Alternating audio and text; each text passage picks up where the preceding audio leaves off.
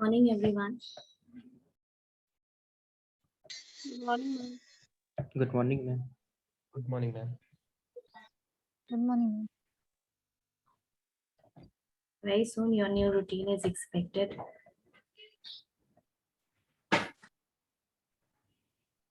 Okay. Today, I decided to teach you another very relevant topic. This topic is very important for not just your course, but for your life and whole as a whole. Okay. It was supposed to be taught in OB, but now that I don't know how your syllabus is going to proceed. Ma'am, I span just of management खत्म हो गया. span of management is not a chapter. Span of management is a topic. Ma'am Span तो of हम लोग की book में ब्रैशनेस theory दिया हुआ है स्पैन ऑफ मैनेजमेंट. बहुत ज्यादा दिया हुआ है, लेकिन वो थ्योरीज डील करना तो मुश्किल है ना अभी. यू जस्ट अंडरस्टैंड, क्योंकि अब तुमको वो थ्योरी एग्जाम में नहीं पूछेगा किसी भी एग्जाम में, but then you should know कि स्पैन ऑफ मैनेजमेंट क्या होता है. क्योंकि जब कम्युनिकेशन वगैरह पढ़ोगे आगे, then you would come across this word span of management. तो वहां पे ऐसा नहीं होना चाहिए कि आप वर्ड का मीनिंग ही नहीं जानते. ओके. और आपके सिलेबस में एक्चुअली आयमा के कोर्स में कुछ थ्योरीज वैसी भी दी हुई है जो कॉम्पिटिटिव एग्जाम्स वगैरह में नहीं पूछा जाता है. ठीक है. जैसे डिसीजन मेकिंग मॉडल में ही बहुत इलैबोरेट था. Rational decision making model, Simon's normative model, and then garbage can model. It could have been little concise, but anyways, it is a syllabus. We can't do anything about it. और ये जो span of management है, ये organizing का part होता है. Departmentation, delegation, span of management, and all of those things. From OB, I have picked up a very important topic today, which is motivation. Ma'am जैसे इस बार इस फर्स्ट सेम का जो सिलेबस बचा हुआ है मैम, सो कंप्लीट होगा कि नहीं? ये अगर सेकेंड सेम का सिलेबस लग जाएगा तो फिर कैसे कंप्लीट होगा? You will be dealing with the second same syllabus. ठीक है ma'am. That is, I can't do anything about that. Today I have picked up an important topic from your organizational behavior, which is motivation. Okay, motivation. और आज हम उसकी एक theory बताएंगे आप लोग को, which is Abraham Maslow's need hierarchy theory. नाम सुना है? ये theory is the pioneer theory. कुछ लोगों ने 12th में ये चीज सुना होगा. बिजनेस ऑर्गेनाइजेशन जिसका 12th में रहा होगा सिलेबस, उसमें ये थ्योरी सुनी होगी. क्योंकि ये theory, this is the most important theory of entire motivation, and it is supposed that the other theories that have branched out is from this particular theory. Okay, so let's start the class. Tell me, what do you understand by motivation? क्या समझते हो motivation?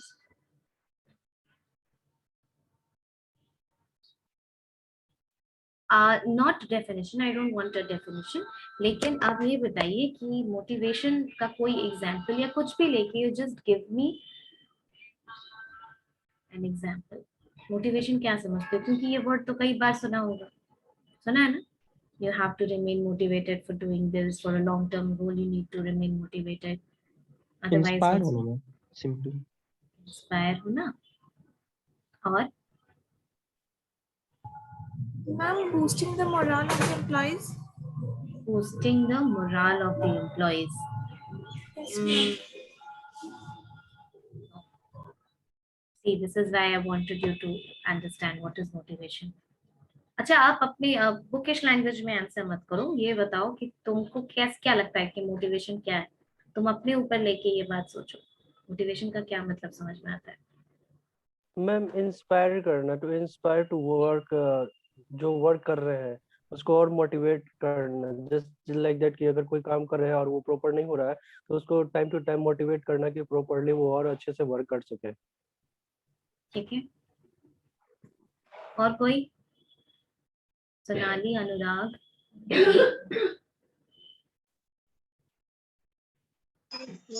Example देके समझाओ कुछ, तुम अपनी life से या अपनी लेवल पे एज अ स्टूडेंट ही एग्जाम्पल दो, दे सकते हो? मैम जस्ट लाइक जैसे यूपीएससी एग्जाम दे रहे हैं मैम, अगर नहीं निकल रहा है तो कोई यूपीएससी के जैसे है कोई स्टूडेंट, मतलब जो निकाल लिया है तो वो आगे मैं मोटिवेट कर दें कि नहीं निकल जाएगा, ये हो जाएगा, वो बस। ठीक है, तुम दे रहे हो क्या? नहीं मैम, तो फिर यहाँ क्यों आते? नहीं, ऐसी कोई बात नहीं है, लोग तो बड़ी बड़ी नौकरी करके, UPSC is the biggest of all ना, तो बड़ी बड़ी नौकरी करके जो लॉ में यूनिवर्सिटी टॉपर होते हैं क्लैट में, वो भी that girl has also sat for UPSC. नहीं मैम, हमको उसमें जाने का मन नहीं है। वो एक अलग मैंने बात है। फील किया है मैम, क्या? मैंने फील कर दिया है UPSC. Oh, you have filled that UPSC form. Congratulation. Ma'am optional क्या है? अभी मैंने एंथ्रोपोलॉजी रखा है। अच्छा, so you get time to study, or you studying the optional subjects also?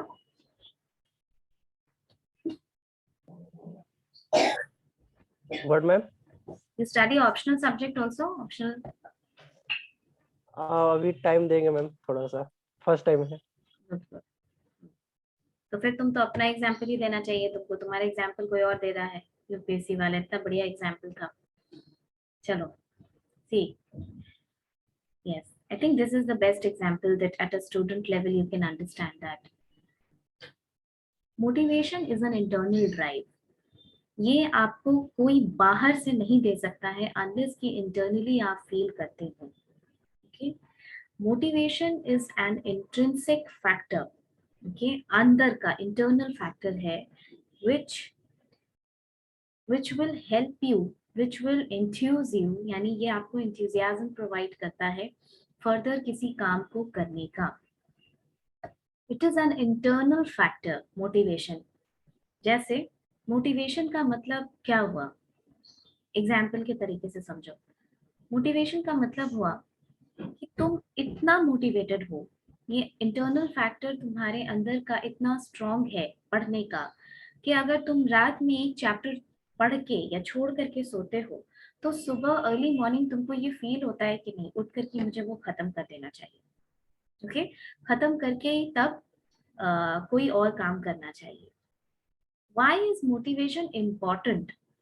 क्यों हम मोटिवेशन को इतना अहमियत देते हैं? Is because when you are motivated towards doing something, you will ma'am feel ऐसा कि होता your है कि effort goes down.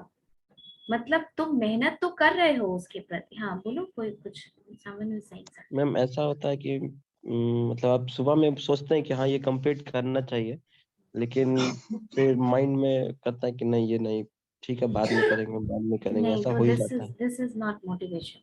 Then you are not motivated. I'm sorry to use this word. Then this is a kind of delusion that you are thinking कि आप, ये delusional word की बात है कि आप motivated है, क्योंकि सबको पढ़ने और लाइफ जीने के लिए 24 घंटा ही मिला है। Nature has not done any kind of injustice to people. जिसने देश संभाला उसको भी 24 घंटा मिला, जिसको घर में ही रह के टाइम नहीं मिलता है उसको भी 24 घंटा ही टाइम मिला। ठीक है, तो उस टाइम में टाइम मैनेजमेंट एंड ऑल ये इंपॉर्टेंट होता है। पहला टाइम मैनेजमेंट, और दूसरा ये कि आप चीजों को कैसे प्रायोरिटाइज करते हैं। हर चीज लाइफ में इंपॉर्टेंट नहीं होती है, ठीक है, हर चीज प्रायोरिटी नहीं होती है, अंडरस्टैंड। अगर 24 घंटा है तो वो 24 घंटा में आपको टाइम बचाना वो आपके प्रायोरिटाइजिंग चीजों पे भी डिपेंड करता है ना, क्योंकि you have responsibility, even if you guys are bachelor, आपकी एक रिस्पॉन्सिबिलिटी होगी घर के तरफ, होगी ना, कुछ रिस्पॉन्सिबिलिटीज होंगी घर की तरफ, कुछ ऐसा काम होगा जो सिर्फ आप ही करते हैं या आप ही को अलॉटेड होगा घर में, या पापा ने कुछ कह दिया या मम्मी ने कुछ कह दिया, या आपकी एक एथिकल रिस्पॉन्सिबिलिटी है भी है कि आप घर में रह रहे हैं तो कुछ चीजों के लिए आप रिस्पॉन्सिबल होंगे। तो ऐसे पूरा वेला 24 घंटा किसी को नहीं मिलता है, हर किसी की अपनी एक रिस्पॉन्सिबिलिटी है, एक जिम्मेदारी है, ठीक है। उसमें चीजों को प्रायोरिटाइज करने से टाइम मैनेजमेंट बहुत अच्छा हो पाता है। जो इम्पोर्टेंट नहीं है उसको समझो कि वो सेकेंडरी है, वो बाद में भी हो सकता है, तुम्हारा करियर नहीं वेट कर सकता है। You people are in your golden period of life, golden in the sense कि यहाँ से करियर बनेगा तो बहुत लाइफ सेट हो जाएगी, राइट। अभी यहाँ पर अगर तुम ऐसी चीजों को प्रायोरिटाइज करोगे कि नहीं आईपीएल दे रहा है तो हम आईपीएल में टाइम वेस्ट कर लें, थोड़ा सा हम थोड़ा सा फोन पे गेम खेल लें, नेटफ्लिक्स देख लें, तो फिर समझ रहे हो वो तुम्हारा दिन बर्बाद करेगा और कुछ नहीं करेगा। और ऐसे ही एक एक दिन करके बहुत टाइम लाइफ में वेस्ट हो जाता है, ओके। क्योंकि थोड़ा थोड़ा पढ़ना शुरू करोगे ना तो ज्यादा पढ़ने का मन करेगा, एक साथ तुम 12 घंटा कभी नहीं पढ़ सकते हो, तो थोड़ा थोड़ा थोड़ा थोड़ा पढ़ो, फिर ज्यादा का स्टैमिना भी बढ़ता चला जाता है, ऐसा नहीं होता है। Coming back to, because there are people, लोग हैं ऐसे जो फुल टाइम जॉब करके भी बड़ा बड़ा एग्जाम क्रैक करते हैं, और वो फुल टाइम जॉब ऐसा वैसा जॉब नहीं है कि क्लरिकल जॉब है, यू नो, रिस्पॉन्सिबिलिटी वाला, एडमिनिस्ट्रेशन वाला। You must have seen those who compete for state PCS, जो स्टेट पीसीएस में भी रहते हैं वो फिर यूपीएससी टारगेट करते हैं ना, Yes. फिर so that is the thing, okay. So लेकिन उसके लिए मोटिवेटेड रहना होता है, यही मोटिवेशन जो हम लोग अभी पढ़ रहे हैं, this motivation is very very important. So it is an intrinsic factor that works on you. अब देखो एक और बात कही जाती है, आप फोन में गूगल करते हैं how to remain motivated, that is a nonsense, okay, that is a total nonsense. Motivation lectures will work on you only if you allow it to. समझ में आया? अभी हम how to remain motivated देख लेंगे और फिर मार्केट चले जाएंगे 2 घंटा, ओके। तो you just please understand कि सबको 24 घंटा मिला है, आपको अपने एक्सक्यूज को जीतना होता है, you need to win over your excuse. This is motivation. कि आप किसी गोल के प्रति इतने मोटिवेटेड हैं कि every day you are making an effort which is quite effortless. जैसे जो सब्जेक्ट्स तुमको अच्छा लगेगा, ठीक है, तुम एक बात ऐसे ही बोलो, एग्जाम्पल मत देना हमको, I was also a student, इसलिए हम ये एग्जाम्पल दे रहे, कोई एग्जाम्पल नहीं देगा बीच में, ठीक है।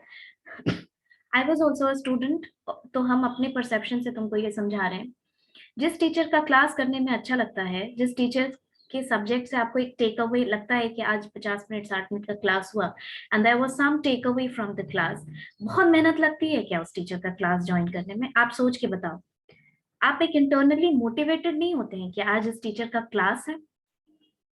होते हैं कि नहीं?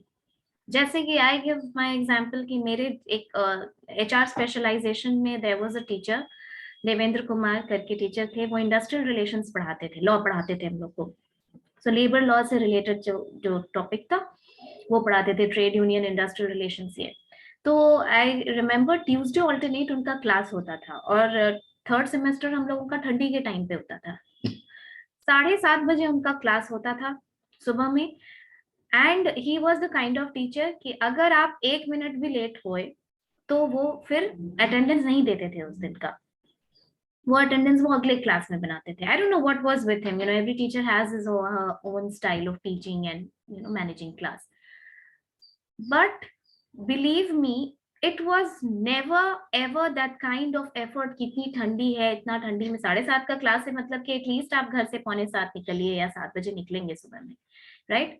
But it was such motivation regarding that subject, वो टीचर का, कि वी नेवर फेल्ट कि एक मेहनत लग रही है उनकी क्लास में.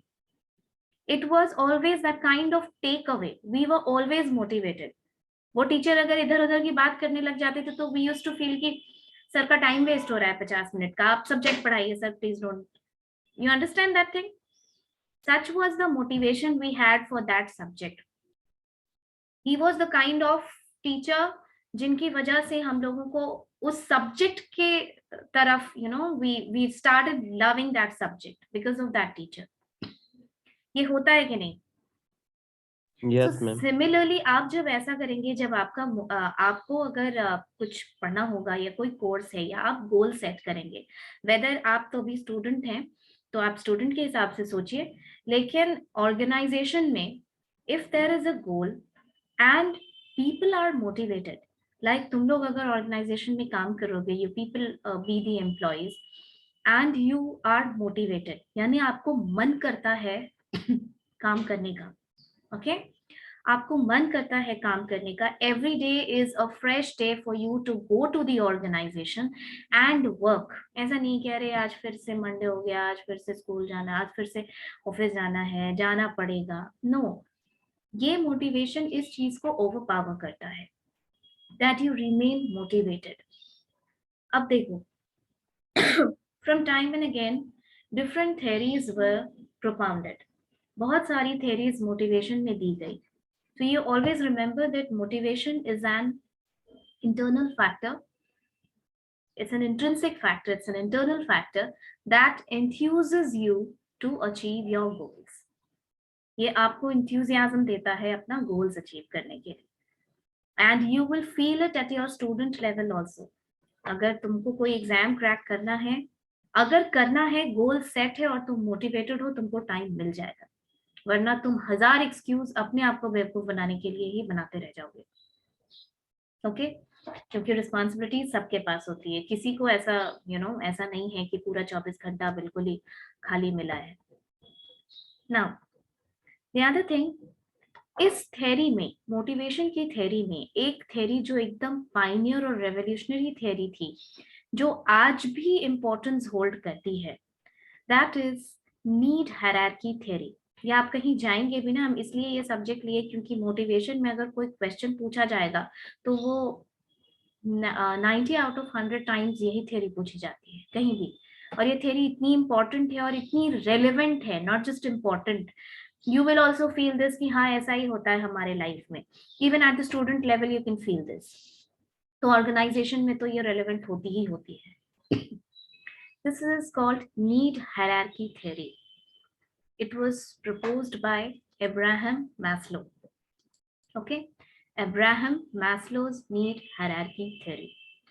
किसी ने ये थ्योरी पढ़ी है 12th क्लास में?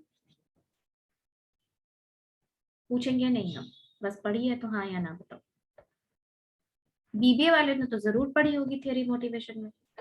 Bittu, you are a BBA no? Yes ma'am. तो बोल नहीं रहे हो, नहीं पूछेंगे हम अभी थ्योरी में क्या क्या था. ऐसे नहीं ma'am. So you remember this or you forgot? Yes ma'am. I forgot this ma'am. ठीक है, कोई बात नहीं. Abraham Maslow's need hierarchy theory. This theory ये एक पिरामिड के शेप में है. पिरामिड देखा है? ट्रायंगल शेप का होता है. अगर उसको 2D स्ट्रक्चर में इमेजिन करो, पिरामिड इज अ ट्रायंगल के शेप में होता है and it has different levels. Hierarchy माने डिफरेंट लेवल्स. अब्राहम मैस्लो ने ये बोला, ये अब्राहम मैस्लो, ये जो नीड हायरार्की थ्योरी, ये सब कहाँ से आया? बिहेवियरल साइंस अप्रोच है ये सब. जो भी अप्रोचेस टू मैनेजमेंट पढ़े हो उसमें बिहेवियरल साइंस अप्रोच में ये सारी थ्योरीज प्रपोज की गई. ये थ्योरी है, फिर डेविड मैक्लेलैंड की 3 नीड्स थ्योरी है, और हर्जबर्ग की 2 फैक्टर थ्योरी है. ये सारी थ्योरीज इसमें थी. We will study Abraham Maslow's need hierarchy theory. Abraham Maslow was a behavioral scientist जिनका ये मानना था कि as a human we first want to fulfil lower order needs.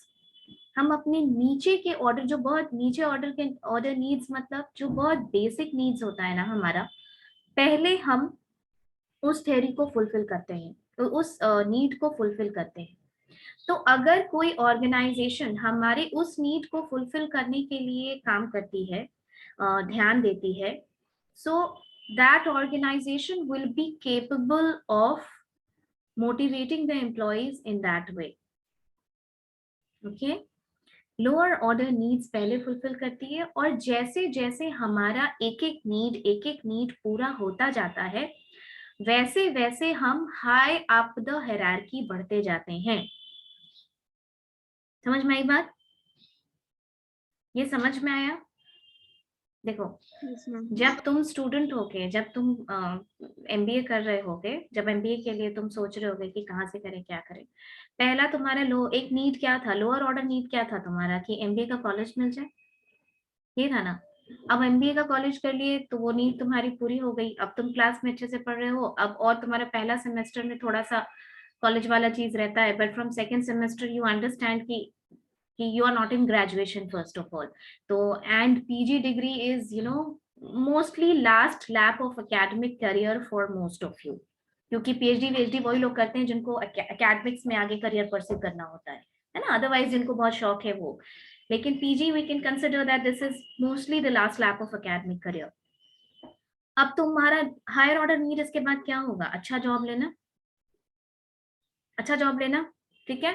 अब अच्छे जॉब में भी ये होता है, ये तुम बाद में याद करोगे कि तुम जब एक जॉब कर लोगे, सपोज करो कि तुम एक जॉब, कहीं तुमको अच्छे जगह जॉब मिल भी जाएगी, not an average types, even good job, उसके बाद तुमको कई ऐसा लग सकता है कि वो भी एक नीड है तुम्हारी जो पूरी हो गई। Okay, after that you will feel that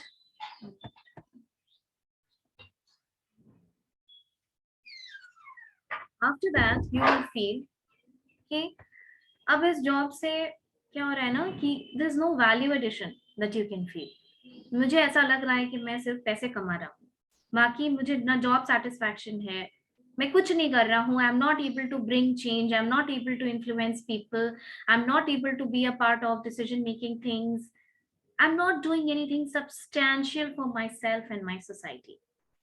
तब आप सबसे बड़ी चीज की तरफ मूव करते हैं, तब आपको लगता है I should try for administrative jobs.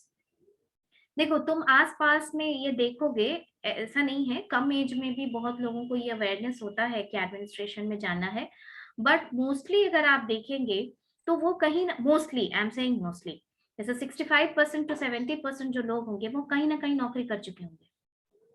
आप ये चीज नोटिस कीजिएगा, ऐसे फ्रेश बीए करके करने वालों का नंबर्स बहुत कम होता है, because once you realize your self worth, once you feel कि शायद job satisfaction उतना नहीं हो रहा है, although बहुत बड़े बड़े MNC में काफी पैसा कमाने वाले लोग जिनको कि 20 लाख 25 लाख पैकेज है, they also left their job because आप समझ सकते हैं, because of this need of achieving more and more in life. ठीक है, समझ में आया? हाँ सत्यम बोलो, raised your hand.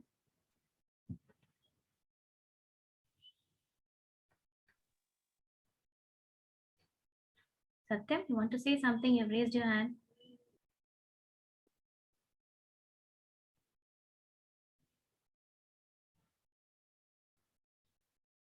Not able to unmute? Unjoin and then rejoin. अगर ऐसा किसी के साथ होता है तो आप अनजॉइन कर लीजिए, I'll just allow you back.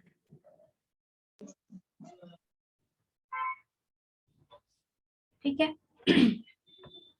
so in that case what happens that आपकी लोअर ऑर्डर नीड पूरी हो चुकी है। अभी जैसे आप पीजी में है ना, आपको ये फील होगा कि अभी मुझे पैसा कमाना है, अच्छी जॉब मिले ताकि हम पैसा कमाएं।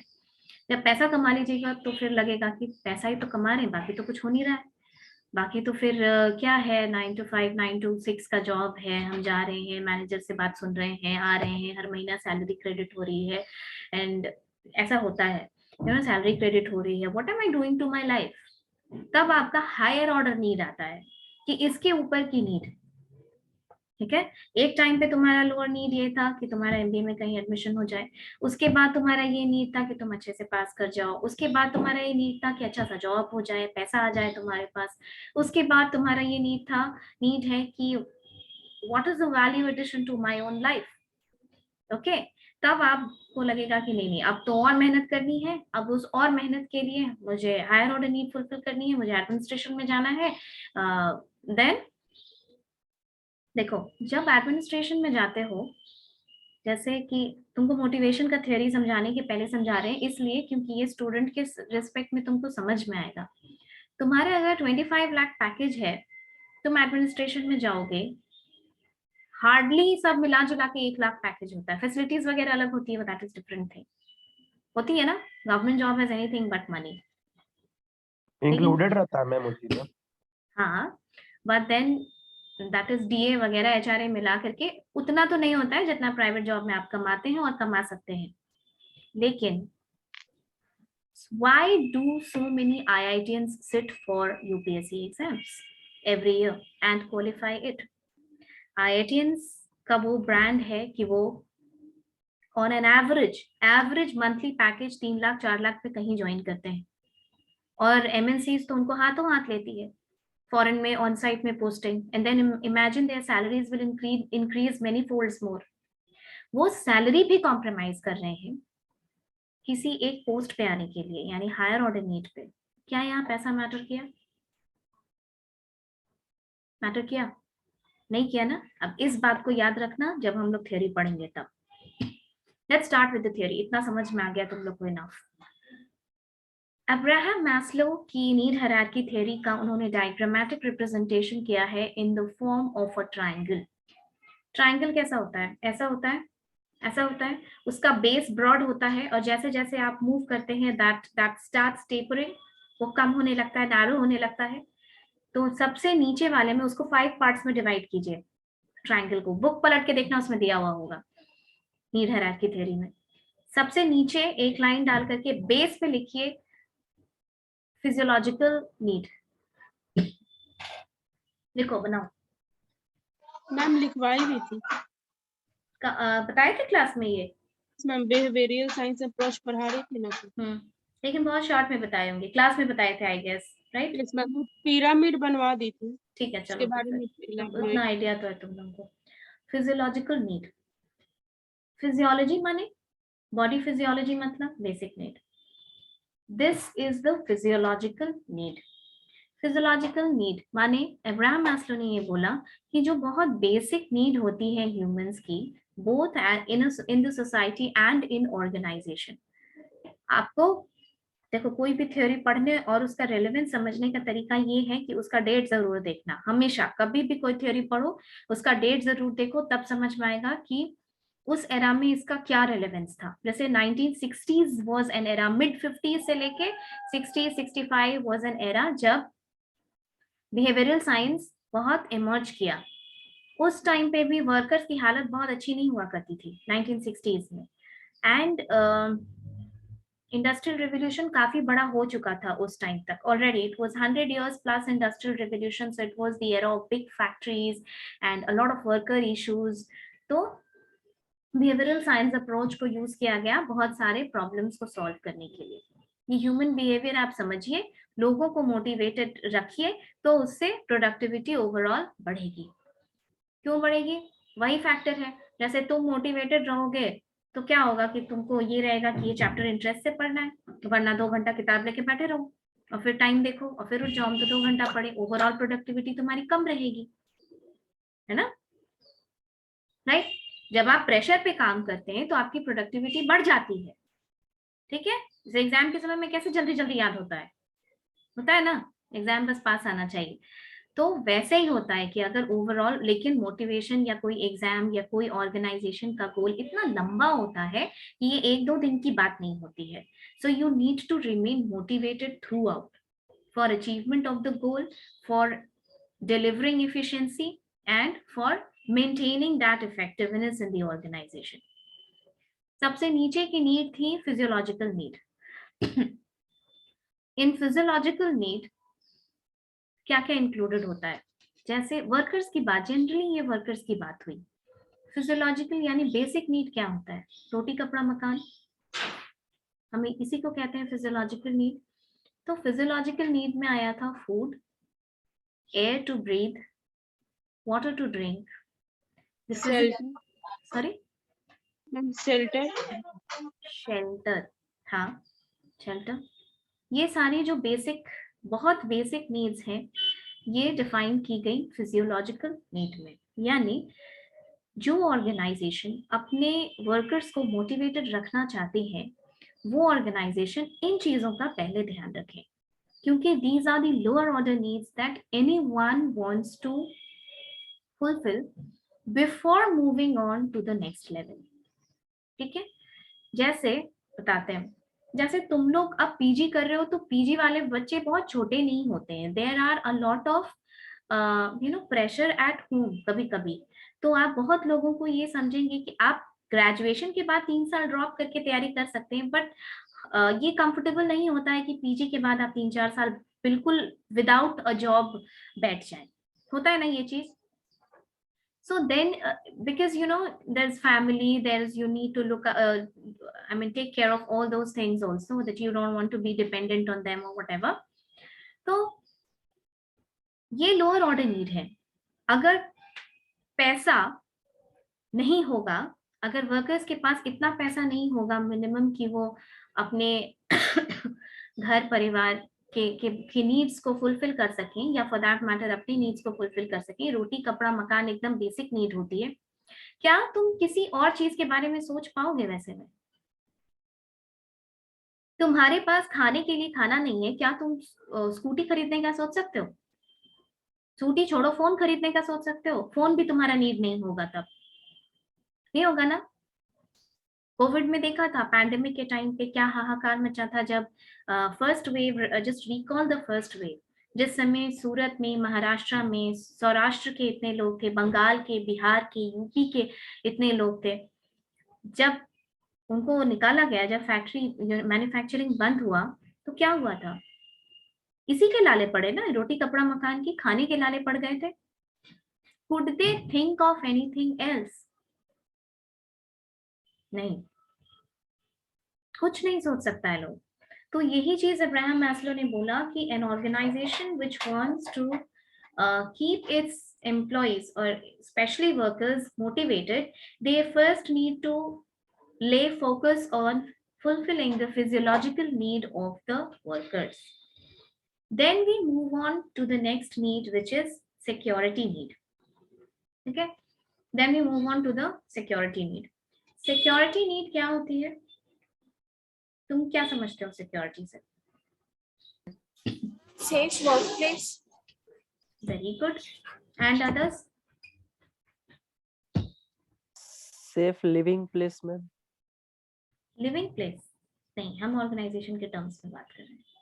वर्क प्लेस जो अभी आकृति ने बोला। Apart from that, see, security का मतलब होता है security means once you are done, इतना पैसा है कि आप ठीक ठाक से खाना खा रहे हैं, ठीक ठाक से आप कहीं रह रहे हैं, और you have a roof as a shelter, तो उसके बाद की चीज क्या होती है कि यू वांट सम सिक्योरिटी।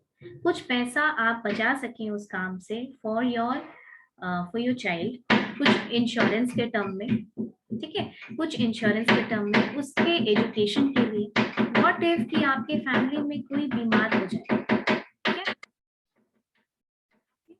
आपके फैमिली में कोई बीमार हो जाए, उस सेंस में क्या करोगे? थोड़ा सिक्योरिटी होना चाहिए, पैसा बचना चाहिए कि उसके हेल्थ का टेक केयर कर सकें, उसके एजुकेशन के, बच्चे के एजुकेशन के बारे में थोड़ा सा सोच सकें, राइट। और सिक्योरिटी का यहाँ मतलब इससे भी होता है कि जिस समय की हम बात कर रहे हैं, उस समय इंडस्ट्रियल एक्सीडेंट्स बहुत कॉमन थे, बहुत होता था इंडस्ट्रियल एक्सीडेंट्स। तो वर्कर्स को, अब तुम सोचो कि तुम ऐसे वर्क प्लेस पे जा रहे हो जहाँ तुमको पता ही नहीं कि शाम को लौटोगे कि नहीं, ठीक है, कुछ हो सकता है, हाथ कट सकता है, पैर कट सकते हैं, क्योंकि इंडस्ट्रियल रेवोल्यूशन के बाद मशीन बहुत बड़ी हो गई ना, प्रोडक्शन की कैपेसिटी बढ़ गई, तो machines were dangerous to work with. तो कई बार ये इंडस्ट्रियल एक्सीडेंट्स बहुत कॉमन होता था, और जब इंडस्ट्रियल रिलेशन पढ़ोगे तब पता चलेगा कि कितनी बेरहमी से इनको ट्रीट किया जाता था। So in that case, they wanted some security at the workplace, कि थोड़ा सा secure workplace हो, थोड़ा safe workplace हो. और यहाँ पे जब हम बात करते हैं तो हम वर्कर के साथ 4 यूनिट काउंट करते हैं, okay? कि फैमिली भी उनकी काउंट करते हैं. So this was the first one was physiological need, the second one was security need. जब आपने security need fulfill कर ली, then we move on to the safety and security need एक साथ होता है. Then we move on to the social needs. Okay, third thing higher up the hierarchy is social needs. जब तुम पैसा कमा लिए, जब तुम सेफ्टी सिक्योरिटी बच्चे के लिए, थोड़ा एजुकेशन के लिए, थोड़ा उसके हेल्थ के लिए पैसा जमा कर पा रहे हो, then you have the social need. Man is a unit of society. We are all a unit of society. मतलब हम रिलेटिव से कितना भी भागे, बट ऐसा है कि 2-4 साल ऐसे नहीं रह सकते हैं. ओके, मतलब we need people to talk, and it's not just about relatives, it's also about your parents. आप जैसे यहाँ से मान लीजिए मुंबई चले गए, वहां नौकरी कर रहे हैं, आपकी जब ये सारी नीड्स पूरी हो गई तो आपको ये लगेगा ना कि छुट्टी में वापस घर आए. You need to meet your parents, you need to meet your siblings, you need to meet other people whom you love. And why we say this is, we always, क्यों आपकी क्लास में इतने सारे लोग हैं, या इस क्लास की बात छोड़ो, जो तुम्हारे कुछ अच्छे फ्रेंड्स होंगे आउट ऑफ द कॉलेज भी, आपको लगता है ना कि जब प्रेशर ज्यादा हो तो यार थोड़ा चलो हम लोग थोड़ा घूम के आते हैं, या हम लोग जो भी आपको जो भी अच्छा लगता होगा साथ में मूवी देख के आते हैं, या जो. Why does this happen? इसकी भी एक थ्योरी है. इसलिए क्योंकि we feel that warmth with people who love us and we love them back. ये हमारी नीड है, ये हैबिट नहीं है, ये हमारी नीड है. हम लोग कितने भी बड़े हो जाएं, बट रोना गाना होता है तो we need our mothers, no? थोड़ा सा तो ऐसा होता है कि मम्मी के पास सॉल्यूशन कुछ नहीं चाहिए, but we just want to vent out. Mummy को क्या ही समझ में आएगा कि ज्यादा की एग्जाम है तो क्या प्रेशर है, तो क्या पढ़ना है, तो ये है वो है, but we need our mothers. होता है ना ये चीज. This is the social need.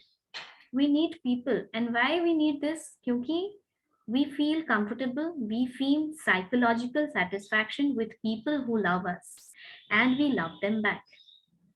तो ये भी एक जैसे वर्कर्स की सोशल नीड नहीं समझी जाती थी. तो अब्राहम मैस्लो ने कहा कि हाँ, डेफिनेटली वो सोशल नीड फिजियोलॉजिकल और सेफ्टी के बाद आती है, but that is an important need and the organisation must take care of fulfilling that need of the workers. Elton Mayo के एक्सपेरिमेंट में क्या पढ़ा था तुम लोग ने, कि जब ग्रुप में उनको इंटरैक्ट करने के लिए छोड़ा गया तो प्रोडक्टिविटी बढ़ी कि कम हुई?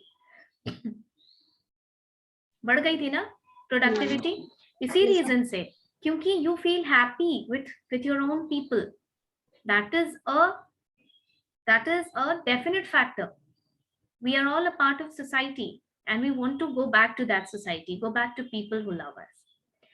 ये तीनों नीड को अब्राहम मैस्लो ने लोअर ऑर्डर नीड बताया, और अब्राहम मैस्लो के हिसाब से ये तीनों नीड लोअर ऑर्डर नीड है. मतलब इन तीनों के फुलफिल हो जाने के बाद ही an employee or a worker will move towards the higher order need. The speciality about higher order need is कि जरूरी नहीं है कि हर कोई higher order need तक पहुंचे भी. ठीक है, समझ में आई बात? कई लोग लोअर ऑर्डर तक ही रहते हैं. It depends upon the motivation. ये मोटिवेशन की थ्योरी पढ़ रहे हैं आप. मैंने आपको बताया ना कि ये इंट्रिंसिक ड्राइव होता है. तो अगर आप इंटरनली बहुत मोटिवेटेड नहीं है तो आप हायर ऑर्डर नीड पे नहीं पहुंच पाएंगे. लेकिन जो लोग इंटरनली मोटिवेटेड होते हैं, the organisation should lay down a channel for them to realize their potential further and reach to the top of hierarchy of this motivation theory. hierarchy. इसके बाद जो थ्योरी जो नीड आता है वो होता है सेल्फ एस्टीम नीड. ठीक है, सेल्फ एस्टीम नीड. स्टीम मतलब क्या होता है? स्टीम मतलब रिस्पेक्ट. Esteem, ESTEEM. स्टीम मतलब रिस्पेक्ट. देखो, हम लोग अभी पिछले आधे घंटे में 3 ऑर्डर पास कर गए, है ना? फिजियोलॉजिकल समझ लिए, ये समझ लिए, वो समझ. ऑर्गेनाइजेशन में ये करने में 10-15 साल लगता है. ओके, सेफ्टी सिक्योरिटी नीड मतलब क्या होता है? तुमको घर खरीदना है, अब घर का ईएमआई सोच लो, तुमको कार खरीदनी है, उसका ईएमआई सोच लो। तो ये सब करने में टाइम लगता है। हम लोग जितना 30 मिनट में फटाफट पढ़ लिए थ्योरी, ऐसा नहीं होता है। सो इसके बाद आता है सेल्फ एस्टीम। देखो, जब तुम बहुत पैसा कमा लोगे ना, जब तुम बहुत पैसा कमा लोगे, एक टाइम के बाद फिर तुमको पैसा मोटिवेट करना थोड़ा कम हो जाएगा। जब तुम्हारा मन पैसे से भर चुका होता है, तब कम हो जाएगा। तब तुमको क्या लगेगा? Then you will feel that you should get your share of due respect at your workplace. जैसे कि कोई वाइस प्रेसिडेंट है ऑर्गेनाइजेशन का, जिसका कि खुद ही 1.5 करोड़ रुपए सैलरी है, उसको तुम 10 लाख, 15 लाख, 20 लाख सैलरी बढ़ा दोगे, उसको कोई फर्क पड़ेगा? नहीं पड़ेगा ना। सो इज मनी, और ऑर्गेनाइजेशन में इनडिस्क्रिमिनेट आप पैसा नहीं बढ़ा सकते, सैलरी देने का भी एक लिमिट है, there are external factors and all. So self esteem में क्या होता है कि you need respect at your workplace for the knowledge you have, for the wisdom you have, for the skills you have achieved, for the skills you have gained. ये self esteem कैसे आता है, किस form में आता है? Rewards, recognition, खासकर recognition, यानी आपको एक पोजीशन दिया जाए जिसमें कि आप अलग से रिकग्नाइज्ड हो। आप प्रोजेक्ट इंजीनियर हैं, या आप आपका एक अलग कैबिन है, आपको एक अलग कार दी गई है, you have a different position at your workplace. Self esteem यानी आपको ये फील होना चाहिए कि ऑर्गेनाइजेशन आपको रिकग्नाइज कर रही है। ये बहुत इंपॉर्टेंट है। इसको छोटे लेवल पे तुम समझो कि अगर किसी ने कुछ बहुत अच्छा परफॉर्म किया, कॉलेज का कोई फंक्शन है और बहुत अच्छा परफॉर्म किया, और टीचर्स आकर के उस बंदे को क्लास में पिक पॉइंट करके अगर उसको अप्रिशिएट कर रहे हैं, तो उससे उसका मोटिवेशन हाई होगा कि नहीं फर्दर और करने का? Yes, ma'am. होगा ना, क्योंकि we are all human beings, we all like to be appreciated. Okay, we all like to be appreciated for the work we have done and respected for the work we have done. जैसे कि अब कोई 15 साल पुराना teacher है, faculty है, जिन्होंने 15 साल 20 साल एजुकेशन को अपना टाइम दिया, so they cannot be treated in the similar way जैसे 2 साल या 3 साल पुरानी फैकल्टी को ट्रीट कर रहे हैं आप, कोई ऑर्गेनाइजेशन। ये रिस्पेक्ट आपको क्रिएट करना चाहिए so that teacher feels job satisfaction, क्योंकि by the time आप इस ऑर्डर नीड पे आते हैं, आप ऑलरेडी बहुत पैसा कमा चुके होते हैं और आपका मन भरा होता है, because you have fulfilled all your physiological need, you have a car, you have a house, you have everything. तो what you crave for now is respect. तो ऑर्गेनाइजेशन को ये भी समझ में आना चाहिए। अंडरस्टूड? इसके बाद का जो टॉप ऑर्डर हायरार्की में आता है, that is self actualisation. Self actualisation का मतलब होता है कि दिस इज द लेवल जहां पर कि ज्यादातर लोग पहुंच भी नहीं पाते हैं। इस सेल्फ एक्चुअलाइजेशन में होता ये कि you actualise your real power, यानी आपको ये फील होता है कि you are able to bring about a change in the society. There have been some tremendous leaders who have worked tremendously for the society, for the nation. जैसे Nelson Mandela, for a person who has lived for more than 2 decades in jail. आपको मालूम है ना, south Africa के he was a leader of South Africa and he has worked for against the black and white apartheid के लिए Nelson Mandela ने काम किया। Mahatma Gandhi, Elon Musk, these are all the people who have achieved the highest order of hierarchy of need, that now I think that I'm able to influence or bring about a change in society by my own motivation. Leaders को generally जो बड़े leaders हैं उनको हम इस level पे डालते हैं। ठीक है, समझ में आया? Abraham Maslow need hierarchy theory. Yes, ma'am. ये अपनी लाइफ के साथ भी अप्लाई करके देखना, इस थ्योरी से ज्यादा प्रैक्टिकल कुछ भी नहीं है। This is a very practical theory. आप ये देखिएगा, अभी तो आप छोटे हैं, पीजी में हैं, जैसे जैसे बाहर निकलेंगे, नौकरी करेंगे और 5 years डाउन द लाइन आप रियलाइज करेंगे कि ये थ्योरी एक्चुअली हमारे लाइफ में भी होती है। We start evolving. हम अभी नहीं बता सकते कि 10 साल बाद हम क्या करेंगे या क्या और नीड बढ़ जाएगी हमारी, बट वी ग्रेजुअली इवॉल्व, हम धीरे धीरे इवॉल्व करते हैं। एक नीड पूरी हो गई, अब हमें दूसरे नीड के लिए हम मोटिवेटेड रहते हैं।